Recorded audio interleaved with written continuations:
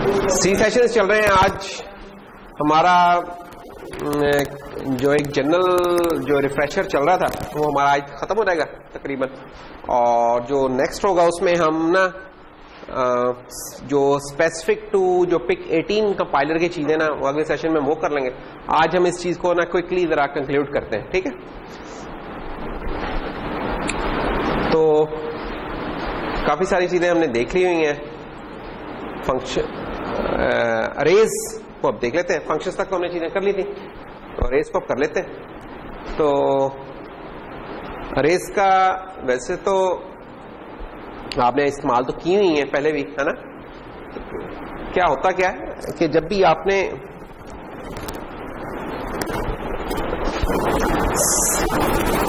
एक set of values रखना है, ठीक है, तो बजाय ये कि हम उनको अलग-अलग से नाम दे रहे हो, ठीक है। हमारे स्टूडेंट्स हैं क्लास में कोई कितने 30-40 के करीब है। तो अब इन सब लोगों के मैंने मार्क्स लेट्स से अरेंज करने हैं या पुट करने हैं, जो भी है क्विज के या उसके मिड वगैरह के या प्रोजेक्ट के। तो एक तरीका तो हो सकता है कि मैं वेरिएबल्स बना लूं हर किसी के नाम के, कि जनाब ये वेरिएबल हमीद के नाम से, रशीद के नाम से है, जीशान के नाम से है। अब इस तरह अगर मैं वेरिएबल्स बनाने लग गया तो मेरा 20 मिनट तो इसी में खर्च हो जाएंगे, 30-40 वेरिएबल्स बनाने हुए, ठीक है। और कोई इसमें कोई चेंज आती है, कुछ और होता है, तो फिर दोबारा जनाब हम लगे हुए हैं। अच्छा, उसके ऊपर अब ऑपरेशन परफॉर्म करना है, तो जब भी मैंने कोई ऑपरेशन परफॉर्म करना होगा तो अलग-अलग उन वेरिएबल्स पे काम करना पड़ेगा। यानी अगर इस चीज को क्विकली अगर मैं समराइज करूं तो ये है नीड फॉर द अरे, कि आप की चीजों को जब हम अलग-अलग नेम करते हैं तो एक तो डंकी वर्क हमारा उसमें बढ़ जाता है कि आपको करना पड़ रहा है, दूसरा वो लूप उस पर चलाना मुश्किल हो जाती है। अगर लेट्स से यही हमारे 4-5 लोग हैं, नाम कह देंगे इंट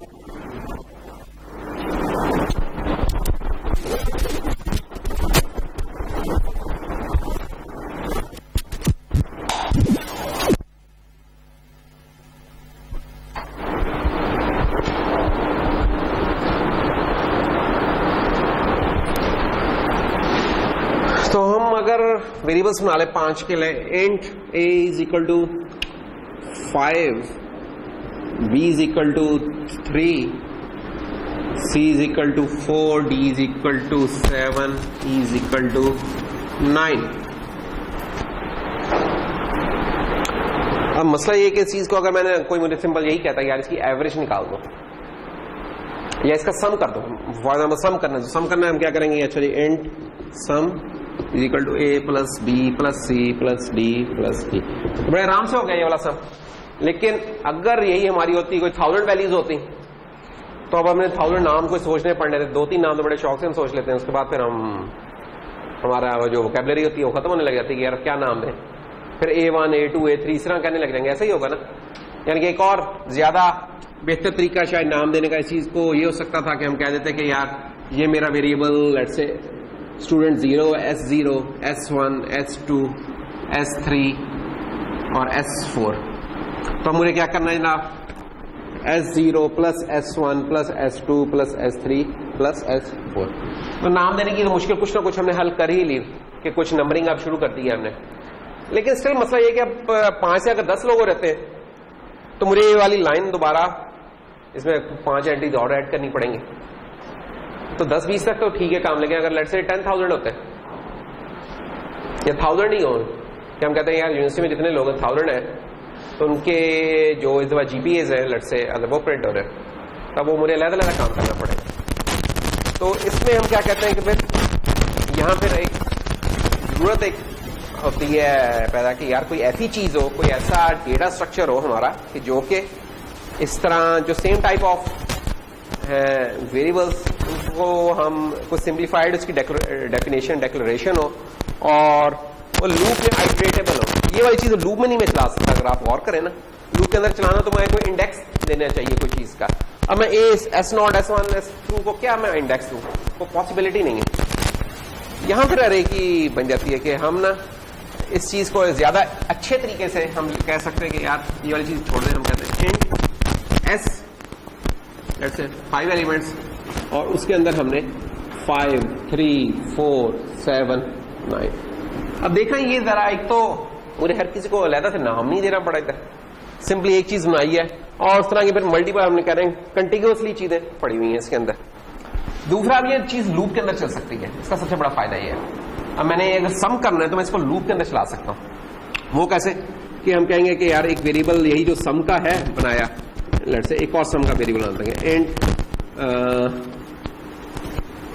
या एक्यूमुलेटर कह देते हैं, let's say accumulator equal to 0, और अब हम एक लूप लगा लेते हैं for i equal to 0, i less than 5, i plus plus, और हम अंदर क्या लिखेंगे, accumulator equal to accumulator plus s of i। अब जब हमने ये वाला काम किया तो एक सिंगल लाइन ऑफ कोड से, ये वाला सिंगल बॉडी जो लाइन की बॉडी है, या कुल 3 लाइनें कह लें आप, इनसे अब आपका यही वाला कोड 1000 एलिमेंट्स के लिए भी चल सकता है, सबको करने के लिए 1 मिलियन के भी चल सकता है, 1 बिलियन के लिए भी चल सकता है। ये इसका कमाल है, सबसे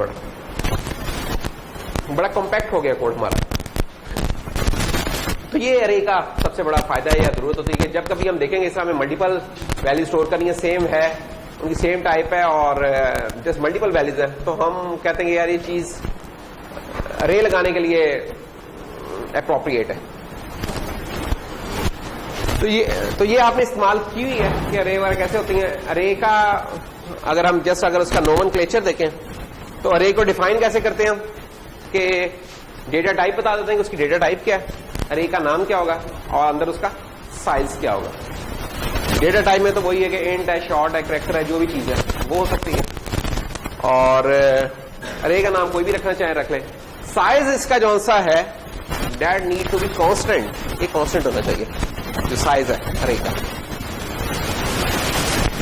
ठीक है, कांस्टेंट। अब इसमें जो एक फर्क है सी प्लस प्लस से, सी प्लस प्लस में हम क्या करते थे, अरे का साइज कोई बनाना होता था तो हम उसको कॉन्स्ट करके बना लेते थे, यानी कि अगर मैंने ये साइज बनाना तो मैंने कहता था const int L equal to 5, और यहां हम एल कर देते थे, यहां भी एल कर देते थे, यहां भी एल कर देते थे। सी लैंग्वेज के अंदर हम ये काम नहीं कर सकते। सी लैंग्वेज में हमें ये चीज अलाउड नहीं है कि हम इस तरीके से बना के, कॉन्स्ट तो चलता है लेकिन कॉन्स्ट वाली वैल्यू को एज ए अरे के साइज के तौर पे हम यूज नहीं कर सकते।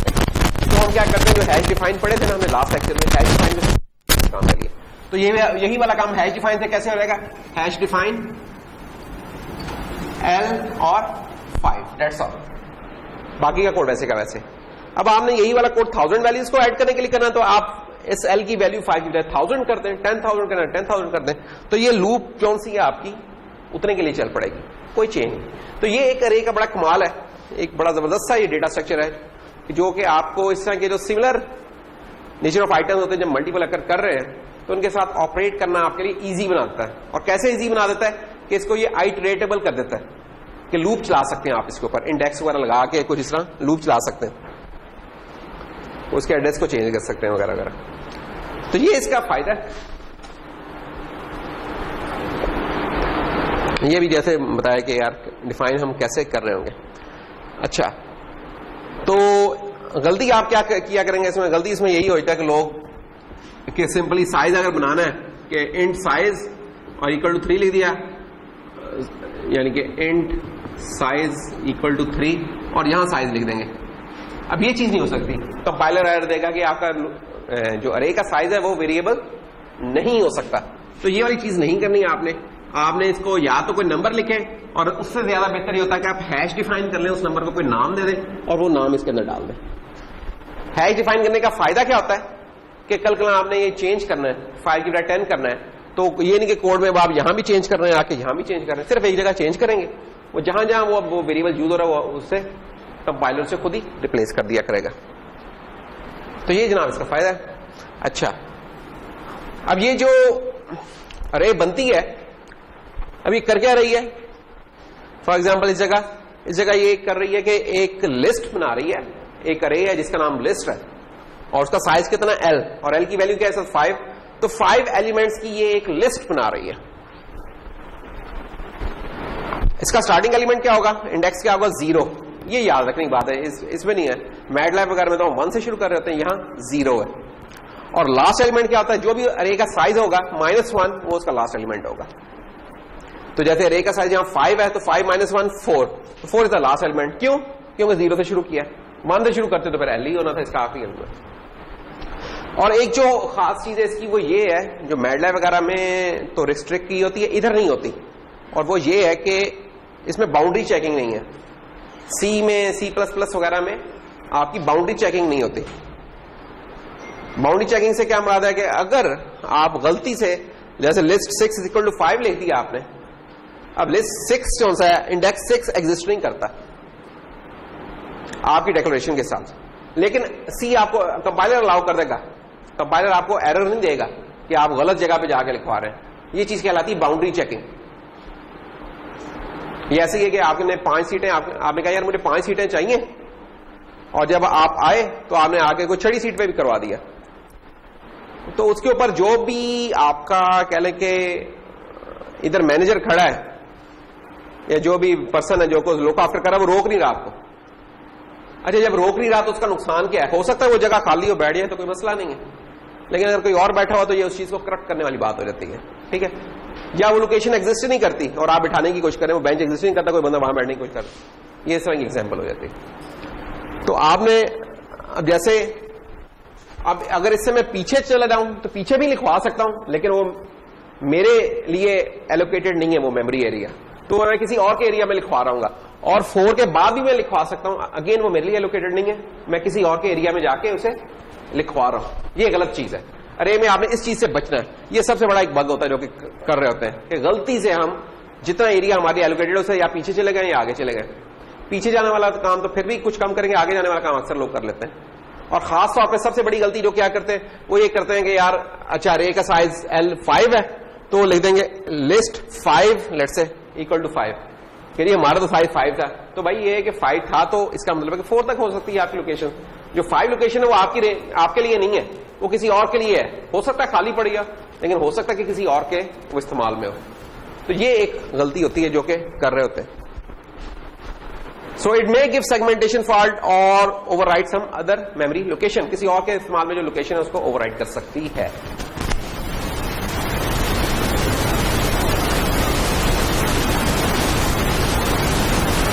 अच्छा, इसी तरह जो अरे का नाम होता है ना, ये याद रखने की बात है। अरे का नाम होता है address of the first element, जो फर्स्ट एलिमेंट है उसका एड्रेस होता है।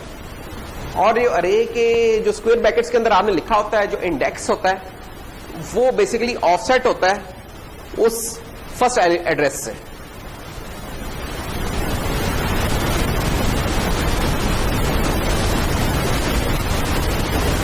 इस चीज को थोड़ा सा दोबारा भी डिस्कस कर लेंगे। अरे को इनिशियलाइज कैसे करेंगे? एक तो ये था तरीका अरे को इनिशियलाइज करने का कि आपने जब बनाई है बनाते ही आपने ये वाला काम कर दिया। लेकिन वंस अगर अरे बन चुकी है, जैसे आपने एक और अरे बनाई शॉर्ट अरे 4 एलिमेंट की एक अरे बनाई, एक दफा बनाने के बाद अब आप ये नहीं कह सकते कि अच्छा यार अरे 4 = मैं कह देता हूं जी 2 3 6 8। That's wrong. Why? Because कि यहां जब हमने ये चीज लिखी थी तो यहां इसका मतलब कुछ और था, और यहां जब ये लिखा है तो यहां इसका मतलब कुछ और है। ये आपने ध्यान में रखा। यहां इसका मतलब था कि साइज क्या है, यहां इसका मतलब है कि किस पोजीशन पे आप लिखवाना चाह रहे हैं, एक पोजीशन पे, किसी एक पोजीशन पे। तो ये एक तो पोजीशन भी इनवैलिड है, नंबर 1। आपकी जो वैलिड पोजीशंस थी 4 की एलिमेंट के लिए वो 0 से लेकर 3 तक बनती थी, आप तो 4 पे लगा, और 4 पे भी आप इकट्ठे आप ये 3-4 वैल्यूज करवाना चाह रहे हो, ये गलत है। आप एक एक करके लिखवा सकते हैं चीज, ठीक है। तो इस चीज को कहते हैं कि एक लिस्ट इनिशियलाइजेशन के लिस्ट स्टाइल में आपने इनिशियलाइज कर दिया। ये वाला काम सिर्फ उस वक्त हो सकता है जब आप डिक्लेयर कर रहे हैं अरे को, उस वक्त जब डिफाइन करें उस वक्त ये हो सकता है। वंस डिफाइंड फिर आप इस तरीके से ये काम नहीं कर सकते, फिर आपको एक एक करके करना पड़ेगा। फॉर एग्जाम्पल आप चाहते हैं कि यार इस जगह के ऊपर 0 1 2 3 4 लिखा जाए, अरे आप बना चुके हुए हैं, तो फिर आपको क्या करना पड़ेगा, एक लूप लगानी पड़ेगी जो एक एक करके लिखवाएगी। तो इस चीज का ये वो कोड है, पीस ऑफ कोड है जो कि आप कंट्रोलर की दुनिया में ना अक्सर यूज कर रहे होंगे, अरे का इस्तेमाल कर रहे होंगे, थोड़ा बहुत सम कर लिया, लूप लगा ली, ये अक्सर इस्तेमाल हो रही होंगी ये वाली चीजें। अच्छा, फिर कुछ छोटे छोटे कैचेज हैं इसके, वो ये है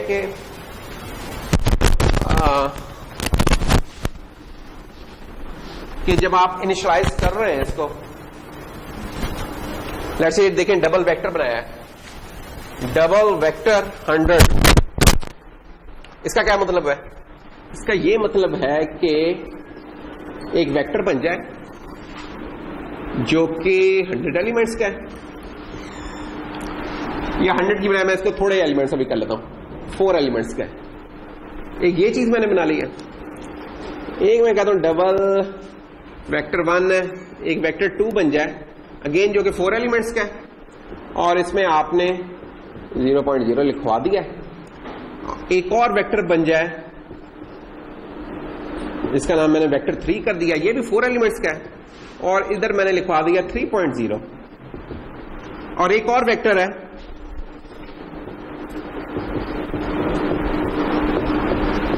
और इधर हमने लिखवा दिया 1.5, 1.5 और 2.3 -2.3। लेट्स अब और एक और चीज भी है, ये मल्टीपल कुछ कॉम्बिनेशन बना लेते हैं। एक डबल वेक्टर 0 हमने बना लिया, वेक्टर 0, और ये वाला काम कर लिया। और एक और वेक्टर हमने बना लेते हैं डबल वेक्टर 5, और इसमें हम कर देते हैं -3। अच्छा, अब ये क्विक सी एक ड्रिल कर लेते हैं। इसमें यार शोर नहीं आवाज का, तो इसमें ये है कि जो क्विक सी ड्रिल कर लेते हैं वो ये है कि हम देख लेते हैं कि यार अंडरस्टैंडिंग के लिए कि यार इनमें से किस लाइन का क्या मतलब है। थोड़ा सा फर्क है, लेकिन अगर हमें इनका पता चल गया तो सामने आपको अरे का काफी सारी चीजें क्लियर है। नंबर एक बात, जब भी अरे बने आपके ज़हन में एक उसका मैप बन जाना चाहिए फौरन, कि यार कैसे चीजें अरेंज कैसे हो रही हैं। वो मैप कब बन सकता है? जब आपको दो चीजें पता हो कि अरे की डेटा टाइप क्या है और अरे की लेंथ कितनी है। ये दो चीजें अगर पता हो, ठीक है। ये अब हम मैप बनाएंगे साथ साथ, और उसमें वैल्यूज फिल करके देखेंगे कि क्या है। जब ये वाला काम हम कर लेंगे तो हमें काफी चीजों का अंदाजा हो जाएगा।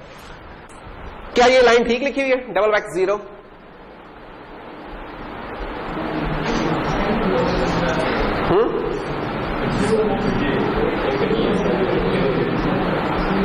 डबल वेक्टर 0, और ये क्या ये लाइन ठीक है? क्या मसला है इसमें?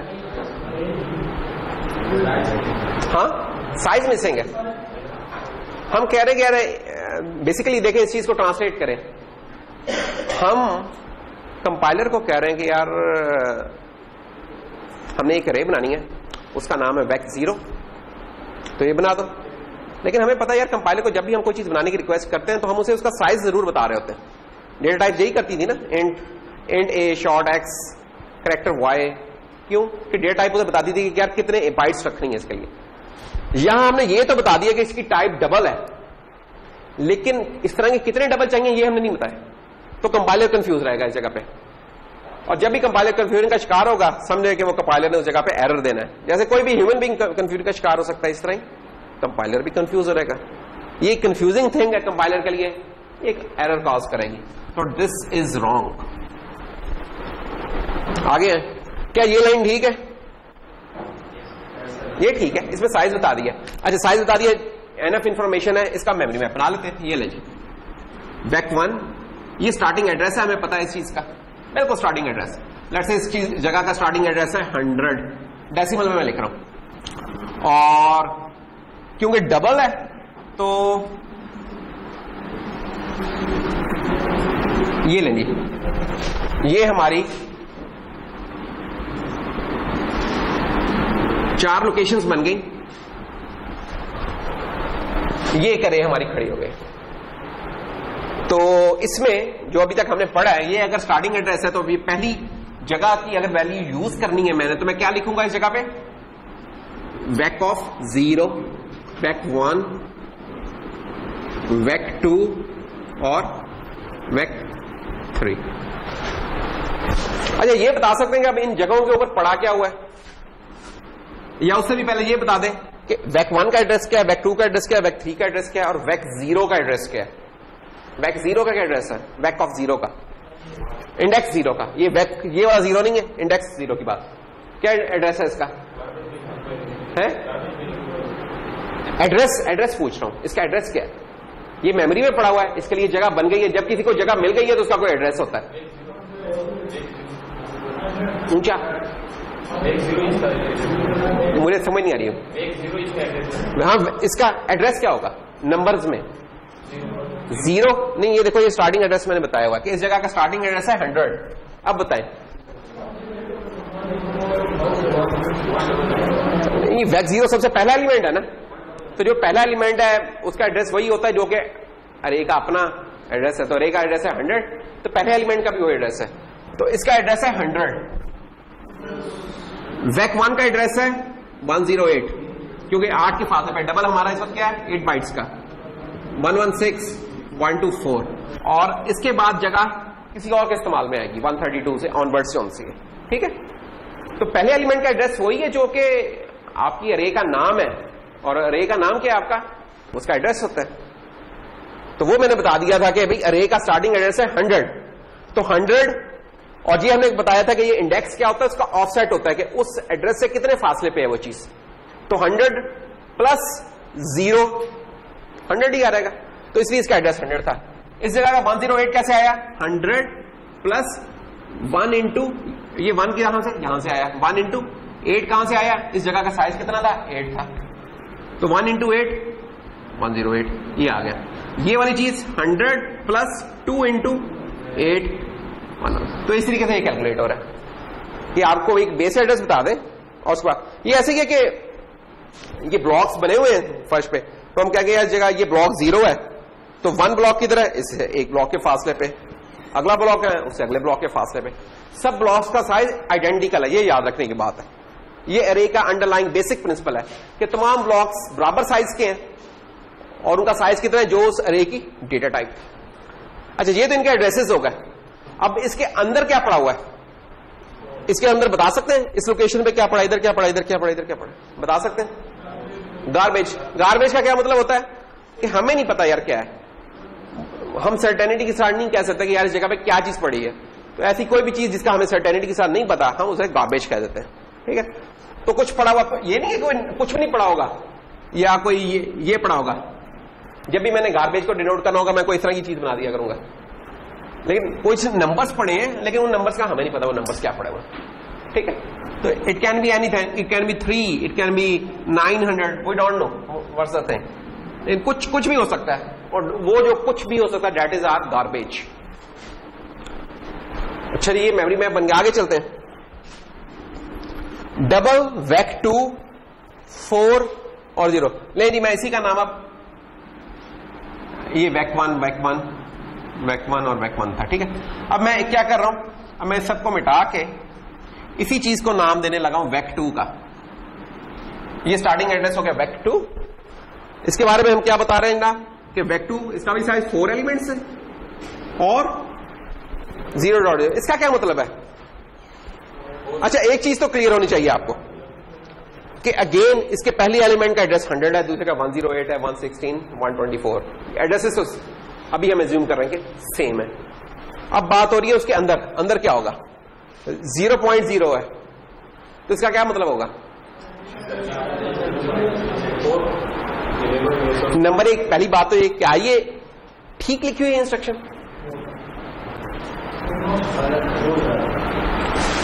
अगर ठीक नहीं है तो क्यों नहीं ठीक है?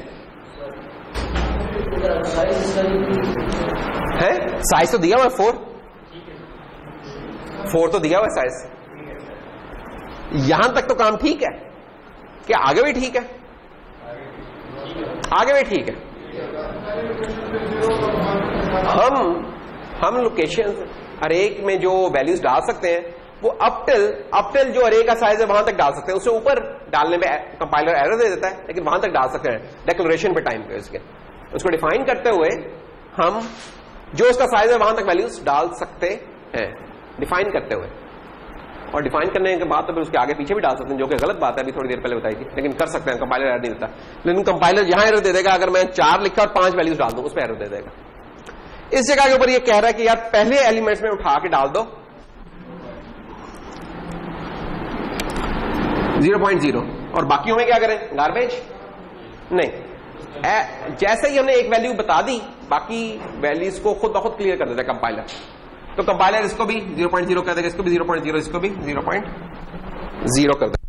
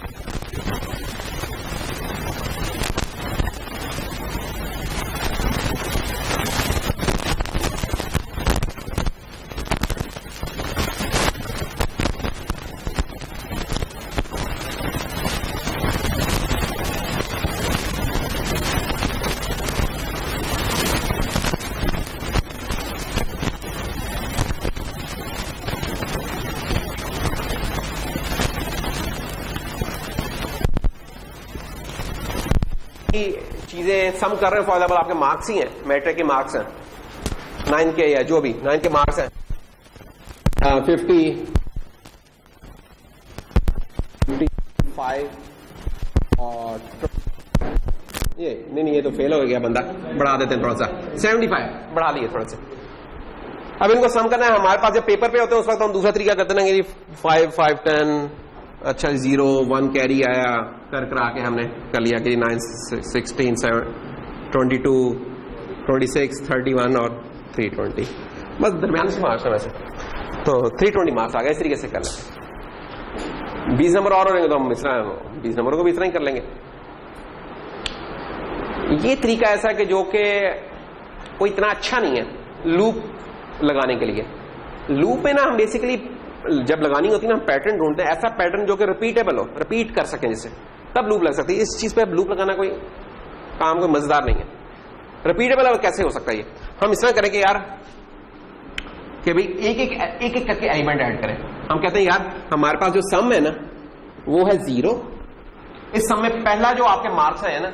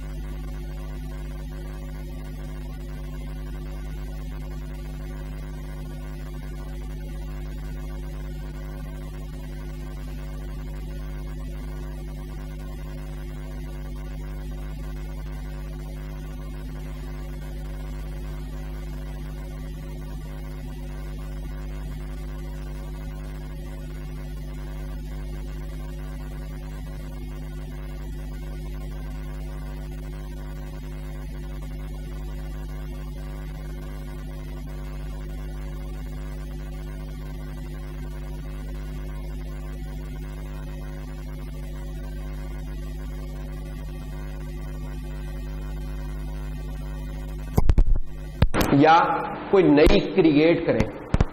जो नई क्रिएट करने वाली चीज है उसको बोलते हैं हम डायनामिक मेमोरी लोकेशन, जो कि हम कंट्रोलर्स की दुनिया में रहते हुए नहीं करेंगे, इसलिए उसका मैं नहीं बता रहा। तो दूसरी चीजें खत्म हो गई, तो पहली चीज रह गई है सिर्फ, जो कि ऑलरेडी डिफाइंड मेमोरी लोकेशन। तो जैसे अगर आप यहां देखें, इस जगह हमने क्या किया था, एक मेमोरी लोकेशन बना ली थी Q = 8, और बनाने के बाद जब वो लोकेशन बन गई उसका एड्रेस उठा के हमने डाल दिया P के अंदर।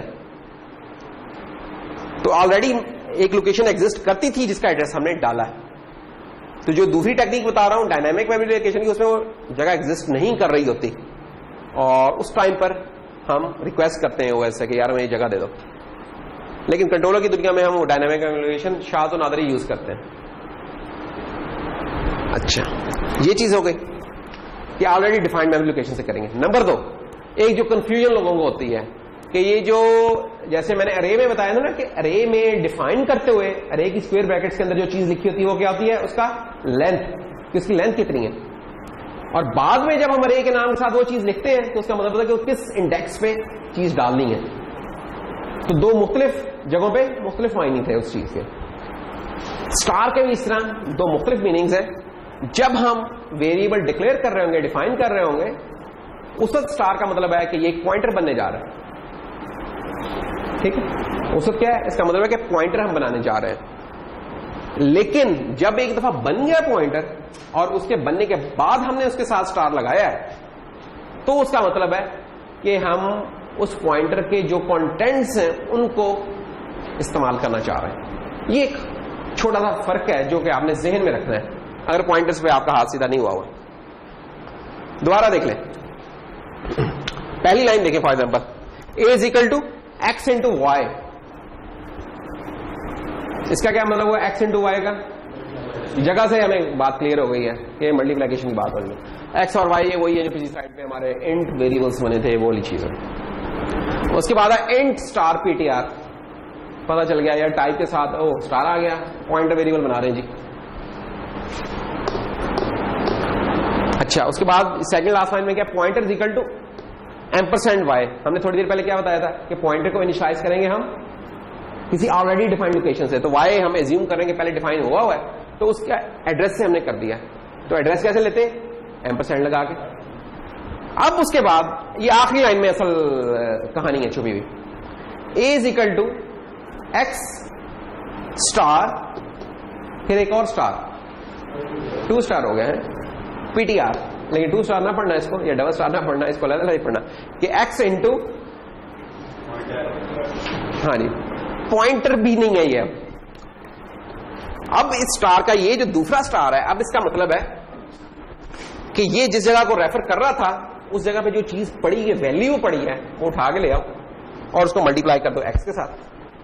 तो अगर इस जगह का कोई मेमोरी मैप बना हुआ है जो कि नहीं है तो हम क्विकली बना लेते हैं। ये देखें, एक छोटा सा कोड एक लिख लेते हैं कि इंट X = 3, Y = 7, ये बन गया।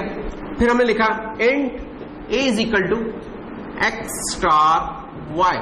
फिर उसके बाद हमने बनाया इंट स्टार PTR, फिर हमने लिखा PTR = $y, और फिर हमने लिखा A = X × point reference by ये।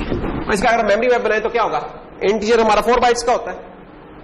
ले ये X साहब आ गया, इसका लेट से एड्रेस था 100 और इसमें पड़ा हुआ है 3। तो Y बनाया, जो नॉर्मल वेरिएबल्स बना रहे थे उनका कंटिन्यूअसली मेमोरी में होना कोई जरूरी नहीं होता, हो जाए तो ठीक है, लेकिन कोई शर्त नहीं होती। जैसे अरे के अंदर था ना, अरे में तो लाजमी था कि अरे बनेगी उस वक्त अगर कंटिन्यूअस मेमोरी है। कंटिन्यूअस से क्या हो रहा है कि बैक टू बैक पड़े, कोई बीच में कोई और लोकेशन नहीं है। 4 के बाद 5 वाले ने शुरू होना है, 7 के बाद 8 वाले ने शुरू होना है। ये जो वेरिएबल्स बना रहे हैं ये साथ साथ भी बन सकते हैं, और ये कहीं और भी हो सकते हैं उस स्पेस के अंदर। फॉर एग्जाम्पल अब Y अगर मैं बनाऊं तो Y हो सकता है पड़ा हुआ मेरा 140 के ऊपर, और इसमें पड़ा हुआ है क्या 7। तो जब हमने ये ऑपरेशन परफॉर्म किया तो क्या हुआ, ये डेटा वेरिएबल्स है, इनकी वैल्यूज जो X के अंदर वैल्यू पड़ी थी उठ के आ गई, मल्टीप्लाई हुई, और A के अंदर आ गए नाम हमारा कितना 420 लेट से आ गया।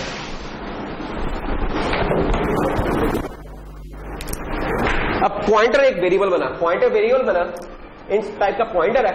मैंने एक की पॉइंट एक क्या बताया कि पॉइंटर जिस टाइप का मर्जी हो, चाहे शॉर्ट हो, इंट हो, लॉन्ग हो, जो मर्जी हो, उसका साइज हमेशा विजुअल स्टूडियो के अंदर अगर 32 बिट की प्रोग्रामिंग कर रहे हैं तो उसका 4 बाइट्स का हमें मिलेगा। क्यों, ये हम आगे जाकर जरा डिस्कस कर लेंगे। तो ये पीटीआर साहब है बन गया। लेट्स से इनका एड्रेस है 200। अब हमने यहां के क्या किया, इस पीटीआर के अंदर कुछ डाला है। क्या डाला है, एक ऑलरेडी डिफाइंड मेमोरी लोकेशन का एड्रेस। वो कौन सी मेमोरी लोकेशन है, वाई। उसकी एड्रेस कैसे निकालना था, एम्परसेंड लगा दिया। तो वाई का एड्रेस क्या है जी, 140 ले जी, 140 आ गया। इस लाइन में क्या हुआ, इस लाइन में हमने कहा कि यार इस तरह करो, x को, और x में क्या पड़ा हुआ 3, इस 3 को मल्टीप्लाई कर दो किसके साथ, उस चीज के साथ जिसे पॉइंटर पॉइंट कर रहा है। अब ये पॉइंटर किसको पॉइंट कर रहा है, 140 को। तो इस जगह क्या पड़ा हुआ है, 7। तो दूसरे लफ्जों में ये वही चीज है जैसे ये चीज थी, ये इधर से पकड़ने के बजाय हमने इधर से पकड़ लेते, चलो इधर से आगे हमने पकड़ लिया, दूसरी तरफ से कान पकड़ने का ये तरीका हो सकता था कान को पकड़ने का, ये हम इधर से आगे पकड़े। उधर हमने ये डायरेक्ट एड्रेसिंग थी बेसिकली, जो हमने क्विकली 5 मिनट के लिए एक पिक के कंट्रोलर को इंड्यूस करता कहा था ना, एक डायरेक्ट एड्रेसिंग। तो ये डायरेक्ट एड्रेसिंग है, वेरिएबल का नाम लिखा, उसके अंदर से वैल्यू उठ के ले ली। ये इनडायरेक्ट एड्रेसिंग है कि पॉइंटर जिसको पॉइंट कर रहा है या वो वाली वैल्यू के साथ मल्टीप्लाई कर रहा है। तो ये पॉइंटर पॉइंट कर रहा है वाई को, तो वाई में पड़ा हुआ है क्या, ये पूरी चीज मिलके वाई के बराबर ही है बेसिकली, और ये मल्टीप्लाई होगा। जवाब अभी भी 420 ही होगा। ठीक है, तो ये बस छोटा सा कैश था, इसके अंदर प्रैक्टिस कर लेते हैं थोड़ी सी। 2 नॉर्मल वेरिएबल्स हैं, डेटा वेरिएबल्स हैं, 2 पॉइंटर वेरिएबल्स हैं। तो ये बता दीजिए कि जब a = 5 हुआ तो क्या लिखा हुआ आएगा उसके अंदर। क्यों जी रकीब, इधर क्या पड़ा होगा, इस जगह में क्या पड़ा होगा, जब ये वाली लाइन चलेगी 5 होगा, बिल्कुल सही। अच्छा, जब ये वाली लाइन चलेगी तो सी में ऑफकोर्स चेंज होगी। तो सी में क्या रहेगा जी नजीर, 100 क्यों आएगा नजीर, क्या क्यों आएगा। देखिए जवाब देना काफी नहीं होता, जवाब का रीजन बताएंगे तो फिर पता चलेगा। क्योंकि हमने लिखा एम्परसेंड ए, तो ए का एड्रेस है 100, तो इसलिए आ रहेगा 100। ठीक, तो बी में जनाब आ गया 100, सी में सॉरी 100 आ गया। अच्छा, उसके बाद क्या है, अगली लाइन है डी = एम्परसेंड बी। मलिक साहब क्या आएगा डी में, D = address of B. B का एड्रेस क्या है, तो 104 आ जाएगा बस डी वाली जगह के ऊपर। ये ले ली 104 आ गया। बेसिकली पॉइंटर एड्रेसेस हैं। अब ये 104 किसको पॉइंट कर रहा है, बी को पॉइंट कर रहा है, क्योंकि बी का एड्रेस डाला तो ये बी को पॉइंट कर रहा है, इसलिए हम इसे पॉइंटर भी कहते हैं। अच्छा, तो उसके बाद है स्टार डी = 9 जी हसीब। स्टार डी = 9 ये किस जगह पे चेंज हो रही है, पहले तो ये बताओ। फर्स्ट में, फर्स्ट से क्या मुराद है, फर्स्ट से मुराद ये है तुम्हारा या ये है। यार एक मिनट, हसीब से पूछा, नजीर से नहीं पूछा, हसीब से पूछा।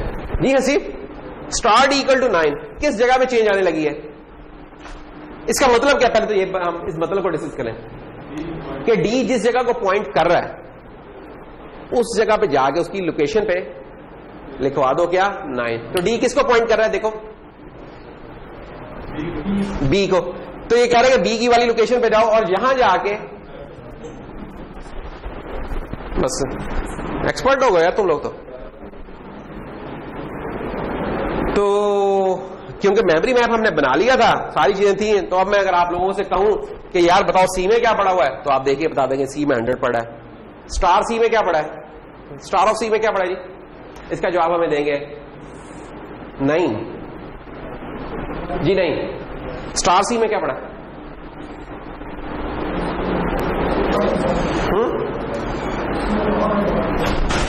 सी में तो 100 पड़ा है, स्टार सी में क्या पड़ा है 5। क्योंकि सी पॉइंट कर रहा है उसको, तो 5 बिल्कुल सही। एम्परसेंड सी क्या है जनाब? इसका जवाब हमें देंगे नवीद। एम्परसेंड सी, इसका क्या मतलब है? ये पूछ क्या रहे हैं कि सी का एड्रेस क्या है, तो सी का एड्रेस क्या है देखें जी नवीद। क्या सी का एड्रेस लिखा हुआ है सामने, लिखा हुआ 108। हाँ बस ठीक है, ये एड्रेसेस है लिखे हुए, ये देखो ना एड्रेसेस, ये वैल्यूज जो अंदर पड़ी हुई हैं। ए और बी तो हमें वैसे ही नजर आ रहा है कि ए में सब पड़ा हुआ है 5 और बी में पड़ा हुआ है 9।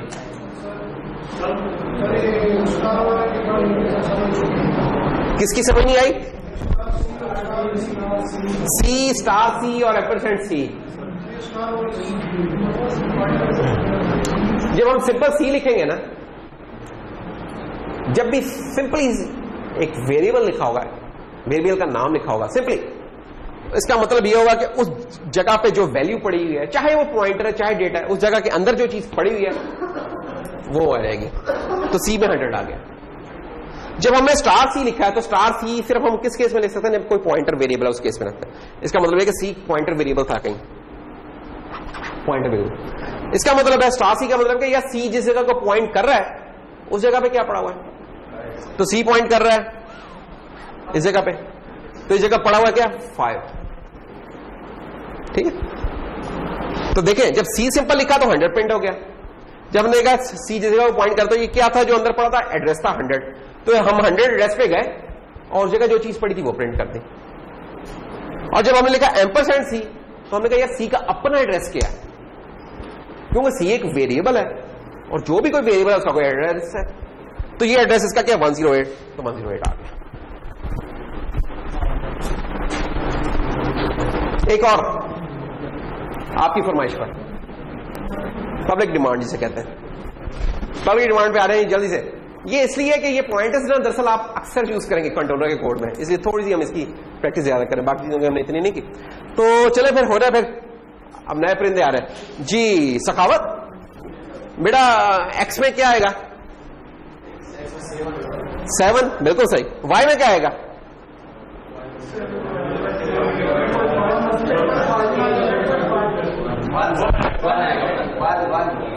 वाई में आप कह रहे हैं 1 आएगा?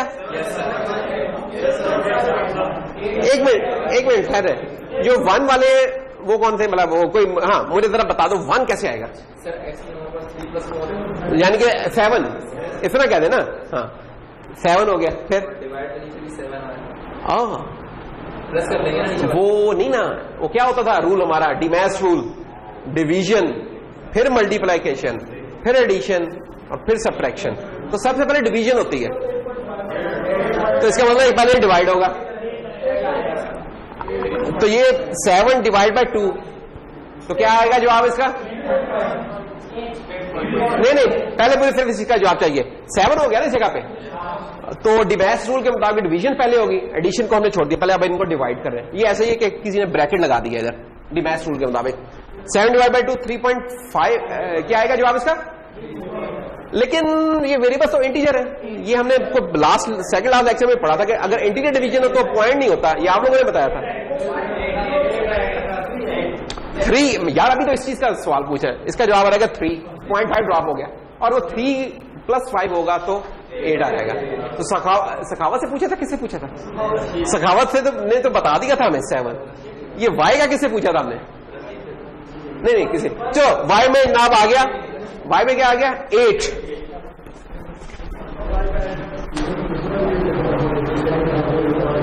तो लिखो नहीं यार कुछ, ये तो बड़ी ज्यादती है। तो चलो हम इधर लिख लेते हैं कि एक्स में पड़ा हुआ है इस वक्त, एक्स वाले डब्बे में पड़ा हुआ है 7 और वाई वाले डब्बे में पड़ा हुआ है 8। अच्छा ये आगे चलते हैं। P1 = $y। अच्छा इसका जवाब हमें देंगे, हाँ जी आप, बिल्कुल आप ही, हाँ बिल्कुल अब्दुल रब साहब। P1 में बेटा क्या आएगा? Y का एड्रेस 5, एग्जैक्टली 5 से 16 आ गया।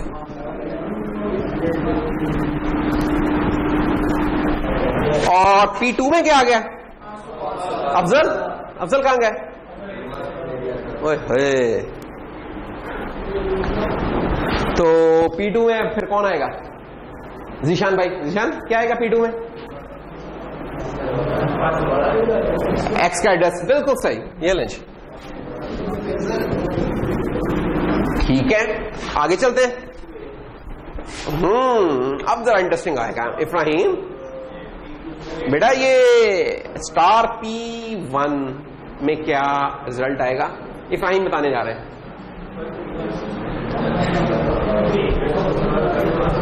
ये देख लो एक्स में क्या पड़ा है। चलो इसको तोड़ के, एक्स में पड़ा हुआ है इस वक्त 7। स्टार P2 से क्या हो रहा था? P2 किसको पॉइंट कर रहा है? एक्स को। अच्छा, वो एक्स को ही पॉइंट कर रहा है और एक्स में फिर वही बात 7 ही पड़ा हुआ है। तो बेसिकली 7 + 7 14, लेकिन 14 किस जगह पे लिखा जाएगा? P1 जिसको पॉइंट कर रहा है उस जगह पे।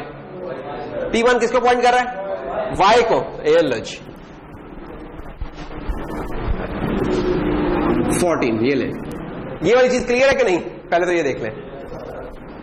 अगर आप एक एक तोड़ के करें तो इसमें कोई इतना मसला नहीं है। अगर किसी को नहीं क्लियर तो अगली लाइन से क्लियर हो जानी चाहिए। Star P2 = star P1 + Y। अब P1 किसको पॉइंट कर रहा है? P1 X को कर रहा है, Y को कर रहा है। तो P1 जिसको पॉइंट कर रहा है, नजीर, उसकी वैल्यू उठा लो। ठीक है, तंगी करने के बाद। तो P1 पॉइंट कर रहा है इसको, इधर वैल्यू क्या पड़ेगी सर? 14, और इससे ऐड कर दो किसमें? फिर उसकी Y। ये पहले कान को हमने इस तरीके से पकड़ा, और अब तो 14 + 14 28 लिखवाएंगे किस जगह? स्टार P2 जिस जगह पॉइंट कर रहा है, P2 कर रहा है पॉइंट X को। ओ हो। ठीक है, तो ये ठीक सी हमने पजल खेल ली है। ये पजल ही है ना, छोटी सी पजल खेल के हमने ये कर लिया। लेकिन ये किस वक्त पॉसिबल हुआ? इंपॉर्टेंट क्या है इसमें? अगर आपने मेमोरी मैप अगर बनाया हुआ है और जुबानी करते तो फिसलने का चांस था। प्रैक्टिस हो जाएगी तो जुबानी भी कर लेंगे, लेकिन बेहतर है कि आप मेमोरी मैप बना लिया करें साथ ही। पॉइंटर्स के साथ खेल रहे तो बहुत अच्छा होगा। पॉइंटर्स अरे के साथ क्या मेमोरी मैप जरूर बना लें। अगर मैंने नहीं बताया तो आप कुछ अज्यूम कर लें। इंपॉर्टेंट ये नहीं है कि स्टार्ट कहां से हो रहा है, इंपॉर्टेंट ये है कि उनके साइजेस क्या रखे हैं, उनमें डिफरेंस क्या ला रहे हैं। इंपॉर्टेंट ये नहीं है कि आपने 512 के ऊपर ये था बनाया, 512 स्टार्टिंग का ये 512 और 514 से आपने अगली शुरू कर दी। पॉसिबल ही नहीं है। इसे 4 बाइट्स लेने हैं तो आप या इसे पीछे बना सकते हैं, इसे आगे बना सकते हैं। तो ये वाली चीज हम देख रहे होंगे इसके अंदर। अगर आपको कोई स्टार्टिंग नहीं बताई, एज्यूम करें कोई भी वैल्यू और शुरू करें। ये कहीं भी हो सकते हैं। ये तो इस जगह हमने कंटिन्यूअस बनाया हुआ ना, ऐसा कोई जरूरी नहीं है। हाँ, ये कहीं भी हो सकते थे। ये जरा बनाना क्योंकि आसान था कि तो जरा एरो साथ साथ बना दिए, नहीं तो ये जैसे ये थे ना बनाए, कहीं भी मेमोरी में हो सकते हैं। नहीं, हमारे 4:45 बजे क्लास शुरू हुई थी आज, तो 6:15 तक चलेगी क्लास। शुरू ही 4:45 बजे भी है क्योंकि लोग आए नहीं है, हम इंतजार करते रहे इधर किस चीज की। तो कोई बात नहीं, जब यहां 15 मिनट लेट आ सकते तो वहां नहीं गया 10 मिनट लेट जा सकते। चलो 5 मिनट कम कर देते हैं, 6:10 तक आगे चले। अभी ठहर, तंग ना करो अभी बिल्कुल भी। पॉइंट डिक्लेयर कैसे करते हैं ये अब आप लोग माशाल्लाह एक्सपर्ट हो गए। वैल्यूज कैसे साइन करते हैं ये भी एक्सपर्ट हो गए। ये एक्सरसाइज भी हो गई है। अच्छा, एक पॉइंटर होता है बड़ा मशहूर है जमाना, जिसे हम कहते हैं क्या? Null pointer. नल पॉइंटर नाम से जाहिर है। नल नील क्या होता है? नहीं, नील तो नहीं है, नल है। नल का मतलब है 0। तो नजीर इसका मतलब है नल का, और फारूकी नल का मतलब क्या है? 0। नहीं, इसमें हंसे ही कौन सी बात है? देखिए, पॉइंटर को 0 कब करते हैं? जब हमने उसे इनिशियलाइज नहीं किया। अगर हमें नहीं पता इसको किसके साथ इनिशियलाइज करना है, जब हमने उसे बना रहे हैं, तो बेहतर है कि आप उसे 0 से इनिशियलाइज कर दें, ताकि आप जब कभी उसकी वैल्यू देखें, आपको देखते पता चल जाए कि यार अभी इसके अंदर कोई वैल्यू डालना बाकी है। तो उस 0 पॉइंटर को हमने नाम 0 से जो इनिशियलाइज करना होता है पॉइंटर को, उसको हम नल भी कह देते हैं। तो नल बेसिकली, नल होता क्या है? नल एक हैश डिफाइन है जो कि हेडर फाइल में पड़ा होता है ऑलरेडी। क्या हैश डिफाइन है कि हैश डिफाइन नल जीरो, ये इसका मतलब है। जीरो को नल भी अंग्रेजी में हम कह रहे हैं, लिख के कह रहे हैं नल। ये एक क्या है, हैश डिफाइन है। तो जब भी कंपाइलर चलेगा इस हैश डिफाइन को ये जीरो से रिप्लेस कर देगा।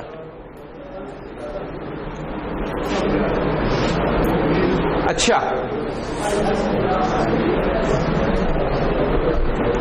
अब ये देखिए इस जगह के ऊपर कि इंटीजर एक आई पॉइंटर बनाया, एक कैरेक्टर पॉइंटर एस बनाया, डबल पॉइंटर ये बनाया।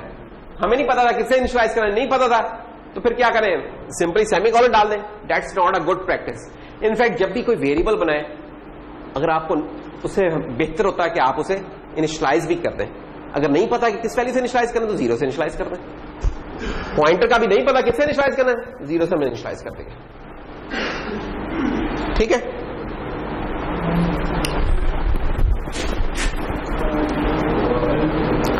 पॉइंटर्स को फंक्शंस में कैसे इस्तेमाल करते हैं, अरे का तो हमने देख लिया था। पॉइंटर्स को कैसे करते हैं, तो सी या सी प्लस प्लस के अंदर ऐसा होता है कि एक्चुअली ये जो स्लाइड्स हैं ना, कुछ मैंने जो हमारा सी प्लस प्लस वाला कोर्स है उधर से कॉपी की हैं, तो कुछ चीजें इसमें सी प्लस प्लस चल रही हैं। ठीक है, तो वो मैं खैर चलें जब आपको अपलोड करूंगा मैं उसमें फिक्स कर दूंगा, जैसे वीसी प्लस प्लस लिखा हुआ जिसकी कोई तुक नहीं है बनती। याद रखने की बात है, अगर हम just I forget this thing for a timing, इसको अगर भूल जाए हम थोड़ी देर के लिए या वाइट कर देते हैं। सी लैंग्वेज के अंदर आर्गुमेंट पासिंग सिर्फ वैल्यू से होती है। सी प्लस प्लस की दुनिया में बाय वैल्यू भी होती है और बाय रेफरेंस भी होती है। सी की दुनिया में सिर्फ वैल्यू से पासिंग होती है। अब वो वैल्यू जो सी है वो डेटा वैल्यू भी हो सकती है, वो वैल्यू पॉइंटर वैल्यू भी हो सकती है, लेकिन इन दी एंड है दोनों वैल्यूज ही, रेफरेंस नहीं है। ठीक है, तो जो पॉइंटर वैल्यू होती है उसको बात हम कह देते हैं पासिंग बाय पॉइंटर, हालांकि बिहाइंड द सीन एक्चुअली वो वैल्यू पासिंग ही है। ठीक है, तो बस ये चीज आपने ध्यान में रखनी है। अब जैसे हमने अरे को पास किया था, अरे का हमने क्या पास किया था याद है, पॉइंटर पास किया था हमने। उस वक्त उसे पॉइंटर नहीं कहा था, हमने कहा था यार अरे का नाम लिख दो, ऐसा ही था। तो अरे का नाम क्या होता है, उसका address, starting address, starting address या दूसरे लफ्जों में स्टार्टिंग पॉइंटर। तो पॉइंटर ही तो हमने पास किया था उस वक्त। तो उससे आज तक जो हमने चीजें पास की थी वो सारी बाय वैल्यू पास की थी, डेटा वैल्यू, और अरे को हमने उसके एड्रेस से पास किया था। इंडिया एड्रेस भी एक वैल्यू है, उसे हम पॉइंटर वैल्यू कह देते हैं। अब ये चीजें, अब ये देखें फॉर एग्जांपल, अब इनका यूज कहां बनता है, कॉल बाय वैल्यू एक चीज होती है, कॉल बाय वैल्यू पास हो रही है, डेटा वैल्यू। अब ये देखें स्वैप करना है हमने, स्वैप का फंक्शन मशहूर है जमाना, बहुत दफा हम कर चुके हैं। क्या करता है, दो वेरिएबल्स को स्वैप कर देता है। अब ये देखें एक कोड है, हमने फंक्शन बनाया हुआ है। ये क्या है, इसका काम क्या है कि जो एपीटीआर में चीज आई है बीपीटीआर से, तो इनको इसकी वैल्यू इसमें डाल दो, इसकी वैल्यू इसमें डाल दो। तो तरीकाकार क्या होता है, किसी भी स्वैप के कोड का एक टेम्परेरी लोकेशन चाहिए हमें, उस टेम्परेरी लोकेशन में थोड़ी देर के लिए हम एपीटीआर को कॉपी कर देंगे, फिर एपीटीआर में बीपीटीआर डाल देंगे और फिर बीपीटीआर इक्वल टेम्प हो रहेगा। ठीक है, ये वाला कोड तो सुनाने की ऐसा कोई क्या ख्याल है, जरूरत नहीं है, क्या है। तो ये देखिए जी, एपीटीआर बीपीटीआर, जब हमने इसे पास किया तो इसके अंदर लेट से पड़ा हुआ था 20 और इसके अंदर पड़ा था 30। अब हम क्या चाहते हैं, ये वाली चीज इधर चली जाए, ये वाली चीज यहां रहे। तो उसका क्या तरीका है, हमने किया, हमने एक टेम्परेरी वेरिएबल बना लिया टेम्प, और उसमें एपीटीआर डाल दिया, यानी कि एक और वेरिएबल बन गया ये टेम्प, और इसके अंदर भी 20 आ गया। क्यों, एपीटीआर था डाल दिया। जब ये काम कर लिया तो जब इसकी एक कॉपी बन गई है तो एपीटीआर इक्वल टू बीपीटीआर कर दिया। जब ये वाला काम किया तो इसमें 30 आ गया। अब बीपीटीआर में हमने क्या डालना था, एटीपीआर की वैल्यू, वो किधर पड़ी हुई है, टेम्प में, तो इक्वल टू टेम्प कर दिया। तो जनाब इस तरीके से आपकी स्वैपिंग हो जाती है। मसला लेकिन क्या होता है, मसला ये है, यानी कि कॉल जब हम इस फंक्शन को करेंगे x equal to y equal to 3, तो हम एक्सपेक्ट करते हैं कि स्वैप कौन सा है, ये क्या करेगा, जब ये फंक्शन चल जाएगा तो चलने के बाद y में 2 आए और x में 3 आए। लेकिन ऐसा होता नहीं है। क्यों? क्योंकि ये मैंने लास्ट लेक्चर में भी एक चीज बताई थी, ये बड़ी इंपॉर्टेंट है पॉइंटर्स के हिसाब से और उस कॉन्टेक्ट में, कि जब हम कॉल बाय वैल्यू करते हैं तो क्या होता है, आपके वेरिएबल की कॉपी जाती है अंदर। एक्चुअल खुद वेरिएबल वो नहीं जा रहा, उसकी कॉपी जा रही है। दूसरे लफ्जों में, जब अगर हम मेन के फंक्शन के अंदर थे, अगर इस चीज को अगर आपने विजुलाइज कर लिया ना, तो समझे आपने पॉइंटर्स का कॉन्सेप्ट ठीक सा क्लियर होगा, आपको हो गया हुआ है। जब हम मेन फंक्शन के इंट मेन में इधर हमने वेरिएबल्स बनाए, ये एक्स वेरिएबल है, इसमें क्या पड़ा हुआ है 2, वाई वेरिएबल बनाए, इसका एड्रेसेस क्या था, जैसे इसका एड्रेस था 100, इसका एड्रेस क्या था 200। फिर हमने क्या किया, स्वैप बी को कॉल किया, वो राइट कॉलम में जो लिखा स्वैप बी, उसे हमने क्या पास किया, एक्स और वाई की वैल्यूज 2 पास किया और 3 पास किया। एक्स खुद नहीं अंदर चला गया, उसकी वैल्यू चली गई। जब हम फंक्शन के अंदर पहुंचे स्वैप आर के अंदर, तो क्या हुआ, उधर ये वाली लोकेशंस बन गई, APTR, BPTR और टेम्प। अब APTR का कोई अपना एड्रेस है, APTR का लेट्स से एड्रेस है 1000, इसका एड्रेस है लेट्स से 1020, इसका एड्रेस है लेट्स से 1040। एड्रेस डिफरेंट है, it means they are different entities. Same क्या है इनमें, वो वैल्यू सेम है। तो जब हमने कॉल किया तो क्या हुआ, 2 कॉपी हुआ है किसके अंदर, इसके अंदर, और ये y कॉपी हुआ है इसके अंदर। और जब ये कोड चल गया है, जब हमने ये वाला तीनों लाइनें चला दी हैं कोड की, तो स्वैपिंग हो गई है, और स्वैपिंग होने के बाद इसमें 3 आ गया और इसमें 2 आ गया। लेकिन किधर, इन कॉपीज के अंदर। जब हम इस फंक्शन से निकल के बाहर वापस मेन में गए, तो उधर तो एक्स और वाई के अंदर तो वही चीज पड़ी हुई है।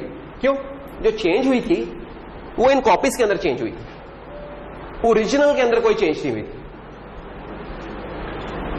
तो ये कैसे पॉसिबल होगा कि ओरिजिनल के अंदर चेंज करें? तो C++ की दुनिया में हम क्या करते थे, बाय रेफरेंस पास कर देते थे।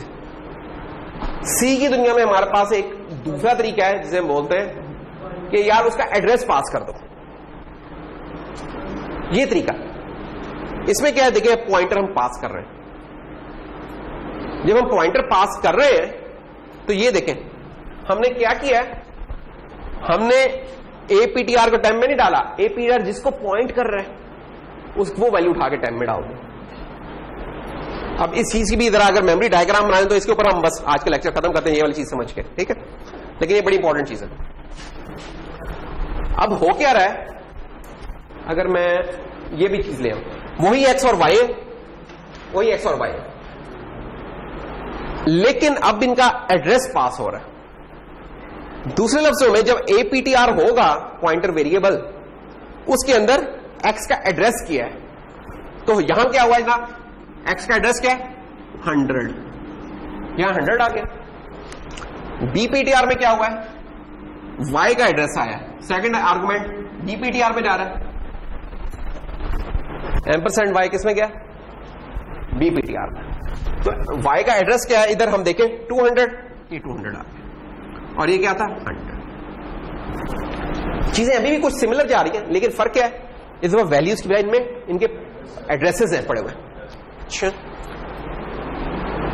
अब हमने इन पॉइंटर्स को स्वैप नहीं करना, ये पॉइंटर्स जिनको पॉइंट कर रहे हैं उनको स्वैप करना है। तो उसका तरीका क्या होता है कि टेम्प को इक्वल कर दिया $APTR। ये भी थोड़ी देर पहले प्रैक्टिस की थी कि इसका क्या मतलब है कि APTR में जो एड्रेस है, यानी कि जिसको पॉइंट कर रहा है, उस लोकेशन में जो चीज पड़ी है उसको टेम्प में डाल दो। तो APTR पॉइंट कर रहा है इसको, इधर पड़ा हुआ है 2, इसको उठा के डाल दिया हमने टेम्प में। फिर हमने कहा $APTR इक्वल टू $BPTR, कि $BTR जो BPTR पॉइंट कर रहा है, BPTR पॉइंट कर रहा है, उस चीज को उठाओ और उठा के APTR जिस जगह को पॉइंट कर रहा है उस जगह पे लिखवा दो। तो हमने ये 3 को उठाया और एपीटीआर जिस जगह पे पॉइंट कर रहा था उस जगह पे लिखवा दिया। तो एपीटीआर पॉइंट कर रहा है इस जगह के ऊपर, इस जगह पे लिखवा दिया। अब देखिए चेंज यहां नहीं आई है, वो जो फंक्शन जिधर से कॉल हुआ था उस जगह पे चेंज आई है। अगली लाइन क्या है, आखिरी लाइन कि बी टेम्प को उठाओ, टेम्प में क्या पड़ा हुआ है 2 पड़ा हुआ है, इसको उठा के बीपीटीआर जिस जगह पे पॉइंट कर रहा है उस जगह पे लिखवा दो। तो बीपीटीआर पॉइंट कर रहा है इस जगह पे y पे, इधर हमने 2 लिखवा दिया। जब ये चीज हो गई वापस आए तो देखें हमारे ओरिजिनल वेरिएबल्स के अंदर चेंज आई हुई है, इसलिए ये अब चीज चल रही है, ठीक है ना। तो ये है, जब हम चाहते हैं कि 2 इस तरह करने में अंदर जो चेंज है वो बाहर रिफ्लेक्ट हो तो हमें उसे पॉइंटर के तौर पे पास करना है। पॉइंटर वेरिएबल के तौर पे, ठीक है, डेटा वेरिएबल के तौर पे नहीं, पॉइंटर के तौर पे। तो जब ये काम कर लेंगे तो हमारा ये ठीक हो रहेगा।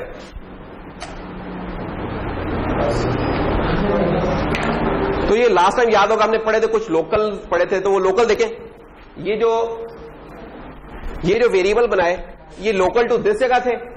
ये क्यों इन्होंने सेव नहीं रखा इस चीज को? इंपॉर्टेंट ये पॉइंट है कि ये जो पिछली कॉल इसने सेव क्यों नहीं किया। इसकी वजह ये थी कि ये जो लोकल वेरिएबल्स है इनकी लाइफ इस ब्रैकेट तक थी, ये खत्म हो गया, जैसे ये निकले खत्म हो चुका था, क्योंकि खत्म हो गया था, जो चेंज हुई थी खत्म हो गई। लेकिन ये चेंज क्यों प्रिजर्व रही है इस दफा? क्योंकि इस दफा जो चेंजेस हुई हैं वो उन लोकल वेरिएबल्स के अंदर एक भी चेंज नहीं हुई। जो चेंजेस हुई वो जो बैक पे जिन्होंने जिधर से हम कॉल किया था उनके अंदर चेंजेस हुई हैं, इसलिए वो चीजें अभी तक प्रिजर्व हैं हमारे। तो हम बस इसके ऊपर रुकते हैं और बाकी हमारा तकरीबन जो हमने सी के रिवीजन सेशंस करने थे ना, एक मिनट बैठे में, जो सी के हमारे रिवीजन लेक्चर्स थे ना वो तकरीबन हमारे हो गए हैं कंप्लीट।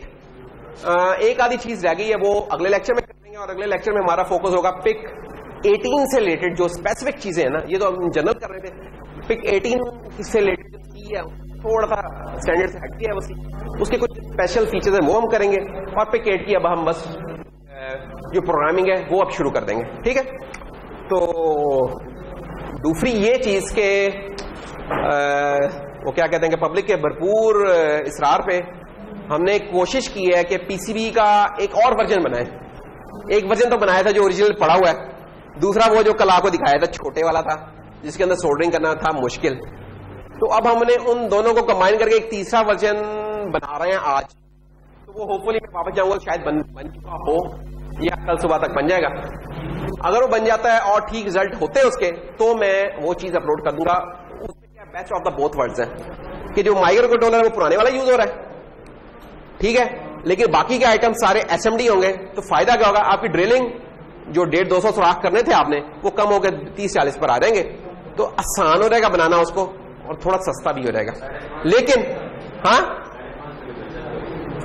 कुछ बचत शायद तो हाँ इस तरह की कुछ हो जाएगी। तो वो है, तो बोर्ड भी थोड़ा छोटा होगा और सिंगल लेयर होगा, एक ही तरफ होगा सारा वो बनेगा, तो उसमें गलती के चांसेस कम होंगे इंशाल्लाह। लेकिन वो कल तक हम उस पर कोड चला के देख लेंगे, हो गया तो फिर उसका डिजाइन मैं कल अपलोड कर दूंगा और मूडल वगैरह पे वो आपको अवेलेबल होगा। लैब में आपको बता दिया, लैब है ना कल आपकी, तो लैब में आपको बता देंगे कि वो वाली चीज उठा। तो एक दिन और इंतजार कर ले फिर आपको बदलेगा। So that's all for today, thank you.